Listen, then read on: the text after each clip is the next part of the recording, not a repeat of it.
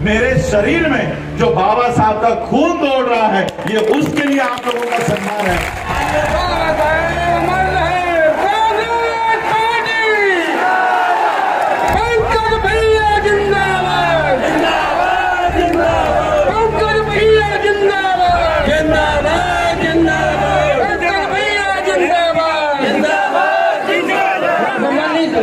ये केवल बाबा साहब के संविधान की वजह से आज हमारे अच्छे दिन आए हैं, किसी मोदी के वजह से नहीं। अमित शाह को जरूर करंट लगाना चाहिए, जरूर करंट लगना चाहिए, और इलेक्ट्रिक वाला करंट नहीं, मेंटल करंट, मानसिक करंट लगना चाहिए। ऐसा संविधान रच दिया कि जिस मनु के कानून में बाबा साहब को कीचड़ का पानी पीने के लिए मजबूर किया गया था, बाबा साहब ऐसा संविधान बनाकर गए कि आज उन्हीं बाबा साहब के संविधान की वजह से हम ये बिस्लरी का पानी पी रहे हैं। ना रोका और सभी बच्चों को गालियां देकर नीचे उतारा कि तुम तो अछूतों के बच्चे हो, अभी के अभी मेरे टांगे से नीचे उतर जाओ। इस तरह से बाबा साहब को नीचे उतार दिया। पानी नहीं है, सब कीचड़ है। अब प्यास लगी है, करे क्या? बाबा साहब ने वो मट्टी हटाई और जो काला गंदा कीचड़ का पानी ऊपर आता है, वही पानी उन्होंने झुककर पिया। सारे कपड़े गंदे हो गए, मुंह गंदा हो गया। लेकिन तुम लोग अछूत हो, इसलिए मेरे बगल में बैठ नहीं सकते। बाबा साहब दौड़ते दौड़ते अपने पिता के पास गए, उनको लिपट कर गले लगकर फूट फूट कर रोने लग गए। पिता को पता चल गया कि मेरे बच्चों के साथ क्या हुआ है। बाबा साहब रो रहे थे, फूट फूट कर रो रहे थे, और अपने पिता से पूछ रहे थे कि हमारे साथ ऐसा बर्ताव क्यों किया गया। जिस राज्य में बाबा साहब अंबेडकर जी का जन्म हुआ, उस राज्य से बीजेपी का सफाया करना, यह आप लोगों की जिम्मेदारी होने वाली है। गाड़ी में बैठकर नहीं आया, ट्रेन में बैठकर नहीं आया, हवाई जहाज में बैठकर आया हूं।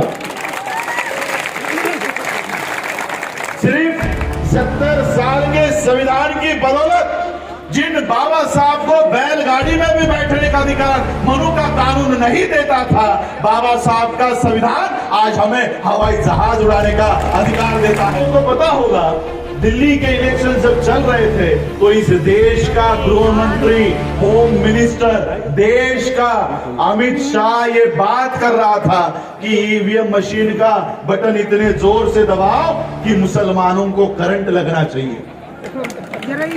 कौन बोल रहा था ये? देश का गृह मंत्री, देश का होम मिनिस्टर, जिसकी जिम्मेदारी है 140 करोड़ लोगों की रक्षा करना, जिसकी जिम्मेदारी है, वो ये बात कर रहा है कि ईवीएम मशीन का बटन इतने जोर से दबाओ कि मुसलमान मर जाए, मुसलमान को करंट लग जाए, वो उसकी हत्या हो। ये कौन कह रहा है? Home minister. क्या अपेक्षा करते हो? किससे उम्मीद करते हो कि हमारे बहू बेटी पर किसी से अत्याचार हो तो क्या ऐसा होम मिनिस्टर आपकी रक्षा करेगा? जो ये बात कर रहा है कि लोग मरे, जो ये बात कर रहा है कि मुसलमान मरे, जो ये बात कर रहा है कि दलित मरे, जो ये बात कर रहा है कि बुद्धिस्ट मरे, क्या ये हमारे रक्षक हो सकते हैं? बाबा साहब की एक छोटी सी कहानी आपको बताना चाहता हूं कि क्यों ये संविधान को हटाना चाहते हैं। इस संविधान को जिसको बचाने के लिए आज हम लोग रास्तों के ऊपर है। बाबा साहब का बचपन का नाम भिवा था। पिता सोच रहे थे कि मैंने अपने भिवा को कितने महीनों से नहीं देखा, अब मेरे बच्चे थोड़े बड़े हो चुके हैं, क्यों ना उनको ही मेरे हेडक्वार्टर पे बुला लूं। तो राम जी बाबा ने एक टेलीग्राम किया बाबा साहब के नाम से कि अगर आप लोगों की स्कूल की छुट्टियां लग गई हो तो मुझे मिलने के लिए आ जाओ। अब ये टेलीग्राम बाबा साहब को मिला, बाबा साहब खुश हो गए कि हमें जाना है, पिता को मिलने जाना है। पिता ने लिखा, जिस तारीख को आने वाले हो वो मुझे टेलीग्राम करके बता देना, ये ट्रेन पकड़ना, इस स्टेशन पे उतरना, मैं आप लोगों को लेने के लिए किसी ना किसी को भेज दूंगा। बाबा साहब ने टेलीग्राम किया कि हम इस तारीख को आएंगे, इस ट्रेन में, जिस ट्रेन में आपने बैठने को कहा है वो ट्रेन पकड़ेंगे, आप हमको लेने के लिए किसी ना किसी को भेज देना। ये टेलीग्राम बाबा साहब के पिता के ऑफिस में आया और जिस व्यक्ति को ये टेलीग्राम मिला उसने ये टेलीग्राम बाबा साहब के पिता को दिया ही नहीं। अब पिता को पता नहीं बच्चे कब आने वाले हैं। बच्चों ने तय समय पर ट्रेन पकड़ी, जिस स्टेशन पे उतरने को कहा था वहां पर उतर गए और वो अपने पिता की राह देख रहे कि हमें लेने के लिए आएंगे। ट्रेन आकर चली गई, सभी लोग चले गए, वो बच्चे वहीं पर अपने पिता की राह देख रहे हैं, पिता को पता नहीं। स्टेशन मास्टर ने देखा कि बच्चे अच्छे घर के लग रहे हैं, अच्छे कपड़े पहने हुए हैं, तो स्टेशन मास्टर बच्चों के पास आया और बच्चों को आकर पूछा कि कहां जाना है, तुम्हें लेने के लिए कोई आया नहीं? बच्चों ने कहा कि शायद हमारा टेलीग्राम हमारे पिता को मिला नहीं, हमें इस पते पर जाना है, हमारे पिताजी मिलिट्री में बड़े अफसर हैं। तो स्टेशन मास्टर को लगा कि बड़े घर के बच्चे हैं, बड़े अफसर के बच्चे हैं। उस स्टेशन मास्टर ने बगल में ही बैलगाड़ी तांगा खड़ा था, उस तांगे वाले को बुलाया और कहा कि देखो ये बड़े अफसर के बच्चे हैं, इन्हें इस पते पर छोड़ कर आओ। उस तांगे वाले ने बच्चों को, बाबा साहब को उस बैलगाड़ी में बैठने के लिए कहा। सभी बच्चे जाकर बैलगाड़ी में बैठ गए और वो बैलगाड़ी बाबा साहब अंबेडकर जी के पिता के हेडक्वार्टर के लिए निकल पड़ी। और निकलने के बाद वो तांगे वाला बच्चों से बात करना शुरू किया कि कहां से आए हो, कहां जाना है, पिता क्या करते हैं, तुम्हारा नाम क्या है, तुम्हारी जाति कौन सी है। और जैसे ही जाति के बारे में पता चला, उस तांगे वाले ने तांगा रोका और सभी बच्चों को गालियां देकर नीचे उतारा कि तुम तो अछूतों के बच्चे हो, अभी के अभी मेरे तांगे से नीचे उतर जाओ। इस तरह से बाबा साहब को नीचे उतार दिया। सभी बच्चे नीचे उतर गए बाबा साहब के पास। ज्यादा पैसे थे, बाबा साहब ने कहा ये ज्यादा पैसे ले लो लेकिन हमें छोड़ दो, हमें अपने स्थान तक छोड़ दो। तांगे वाले ने ज्यादा पैसों के लालच में कहा कि ठीक है, लेकिन तुम लोग अछूत हो इसलिए मेरे बगल में बैठ नहीं सकते, मेरे गाड़ी में बैठ नहीं सकते, मेरे गाड़ी के पीछे पीछे चलते चलते आना। अब ये सफर शुरू हुआ, गाड़ी आगे आगे चल रही थी, पीछे बच्चे, ये 4 बच्चे उस गाड़ी के पीछे चल पड़े। 2-3 किलोमीटर पैदल चलने के बाद बाबा साहब को प्यास लग गई। बाबा साहब ने कहा कि आपके पास जो पानी पड़ा है वो पानी थोड़ा सा दीजिए, मुझे बहुत प्यास लगी। गाड़ी वाले ने कहा कि तुम लोग अछूत हो इसलिए मैं अपने यहाँ का पानी तुम्हें नहीं दे सकता, लेकिन आगे कोई नदी आती है, कोई तालाब आता है तो मैं गाड़ी रोक लूंगा, तुम लोग पानी पीकर आ जाओ। और 1-8 किलोमीटर चलने के बाद उस तांगे वाले को कुछ पानी दिखाई दिया। उसने तांगा रोका और बच्चों से कहा कि वो देखो आगे कुछ पानी दिखाई दे रहा है, जाकर पी कर आओ। ये बच्चे भागते भागते उस तालाब के पास गए। नजदीक जाकर देखते हैं तो क्या, यहां पर तो पानी सूखा गया, सूखा पड़ा है, यहां तो पानी नहीं है, सब कीचड़ है। अब प्यास लगी है, करे क्या? बाबा साहब ने वो मट्टी हटाई और जो काला गंदा कीचड़ का पानी ऊपर आता है वही पानी उन्होंने झुककर पिया। सारे कपड़े गंदे हो गए, मुंह गंदा हो गया और फिर 1-2 किलोमीटर पैदल चलने के बाद वो अपने पिता के कार्यालय में, हेडक्वार्टर में पहुंच गए। पिता ने दूर से देखा, ये तो मेरे बच्चे हैं, ये तो विवाह है। बाबा साहब दौड़ते दौड़ते अपने पिता के पास गए, उनको लिपट कर गले लगकर फूट फूट कर रोने लग गए। पिता को पता चल गया कि मेरे बच्चों के साथ क्या हुआ है, मेरे बच्चों के साथ क्या हुआ होगा, इसका अंदेशा बाबा साहब अंबेडकर जी के पिताजी को आ गया। बाबा साहब रो रहे थे, फूट फूट कर रो रहे थे और अपने पिता से पूछ रहे थे कि हमारे साथ ऐसा बर्ताव क्यों किया गया, मुझे पानी पीने का अधिकार क्यों नहीं है, मुझे गाड़ी में बैठने का अधिकार क्यों नहीं है। पिता के पास बाबा साहब के उन छोटे से विवाह के इन सवालों का कोई जवाब नहीं था। बाबा साहब के पिता ने बाबा साहब को शांत किया और शांत करके बाबा साहब से कहा कि रोना बंद करो, इसी परिस्थिति को तुम्हें बदलना है, इसी परिस्थिति को बदलना है। और बाबा साहब के पिता ने बाबा साहब को ऐसा तैयार किया, ऐसा तैयार किया कि उसी बच्चे ने इस भारत का संविधान रच डाला। और ऐसा संविधान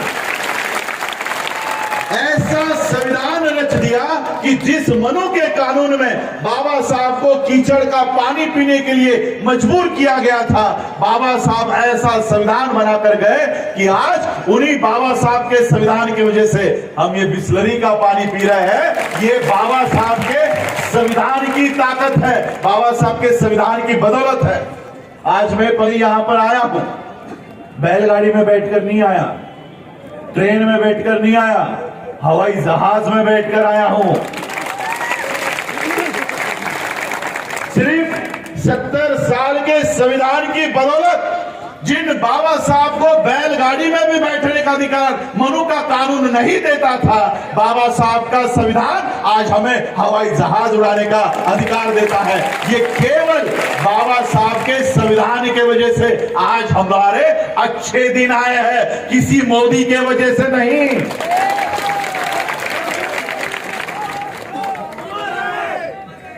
किसी मोदी के वजह से अच्छे दिन भारत के नहीं आए, बाबा साहब अंबेडकर जी के संविधान के बदौलत इस देश के अच्छे दिन आए हैं। और इसलिए बाबा साहब के संविधान के साथ अगर कोई खड़ा है तो बाबा साहब का परिवार भी उसके साथ डटकर खड़ा है। वो मेरे ऑफिस में आते हैं, ऐसा नहीं कि आज उन्होंने सबके सामने दिखावे के लिए उन्होंने मेरे पैर पड़े हैं, वो ऑफिस में भी मेरे आते हैं तब भी मेरे पैर पड़ते हैं। मैं उनको तब भी कहता हूं ये मत किया करो, ये मत किया करो। तो वो कहते हैं कि ये बाबा साहब की वजह से आज हम लोगों को ये अधिकार मिले हैं, उनके संविधान की वजह से मिले हैं। और उनके परिवार के व्यक्ति के अगर हम पैर छूते हैं तो हमें यह एहसास होता है कि हम बाबा साहब को नमन कर रहे हैं। ये उनके मन की, ये उनकी तहे दिल से ये भावना है और इसलिए मैं सिर्फ उसी के लिए कबूल कर रहा हूं, वरना अन्यथा हम लोग इस चीज को नहीं मानते हैं। हम लोग समानता को मानते हैं, समान व्यवहार को मानते हैं। लेकिन आज आप लोगों के मन में मेरे लिए जो प्यार है वो मेरे लिए नहीं है, मुझे भी पता है। मेरे शरीर में जो बाबा साहब का खून दौड़ रहा है ये उसके लिए आप लोगों का सम्मान है। लोगों को पता होगा दिल्ली के इलेक्शन जब चल रहे थे तो इस देश का गृह मंत्री, होम मिनिस्टर, देश का अमित शाह ये बात कर रहा था कि ईवीएम मशीन का बटन इतने जोर से दबाओ कि मुसलमानों को करंट लगना चाहिए। कौन बोल रहा था ये? देश का गृह मंत्री, देश का होम मिनिस्टर, जिसकी जिम्मेदारी है 140 करोड़ लोगों की रक्षा करना, जिसकी जिम्मेदारी है वो ये बात कर रहा है कि ईवीएम मशीन का बटन इतने जोर से दबाओ कि मुसलमान मर जाए, मुसलमान को करंट लग जाए, वो उसकी हत्या हो। ये कौन कह रहा है? Home minister. क्या अपेक्षा करते हो, किससे उम्मीद करते हो कि हमारे बहू बेटी पर किसी से अत्याचार हो तो क्या ऐसा होम मिनिस्टर आपकी रक्षा करेगा? जो ये बात कर रहा है कि लोग मरे, जो ये बात कर रहा है कि मुसलमान मरे, जो ये बात कर रहा है कि दलित मरे, जो ये बात कर रहा है कि बुद्धिस्ट मरे, क्या ये हमारे रक्षक हो सकते हैं? इसलिए मैं अमित शाह को उसी के जबान में जवाब देना चाहता हूं कि इस 17 नवंबर को आपके ईवीएम मशीन में 1 नंबर का बटन इतने जोर से लगाओ, इतने जोर से दबाओ कि देश की जनता को नहीं, अमित शाह को जरूर करंट लगाना चाहिए, जरूर करंट लगना चाहिए। और इलेक्ट्रिक वाला करंट नहीं, मेंटल करंट, मानसिक करंट लगना चाहिए, मानसिक करंट लगना चाहिए, शॉक लगना चाहिए। और इसलिए मैं आज आप लोगों से ये आशा करता हूं, उम्मीद करता हूं, 5 साल तक हम लोग रास्तों पे जा जाकर लोगों को संविधान की ताकत समझाते हैं, 5 साल तक हम लोगों को उनके हक और अधिकार के लिए जागरूक करते हैं। अब वो दिन आया है, आप लोगों को आपका कर्तव्य आपको पूरा करना है और जो काम हम लोग 5 साल तक करते हैं उसका रिजल्ट आना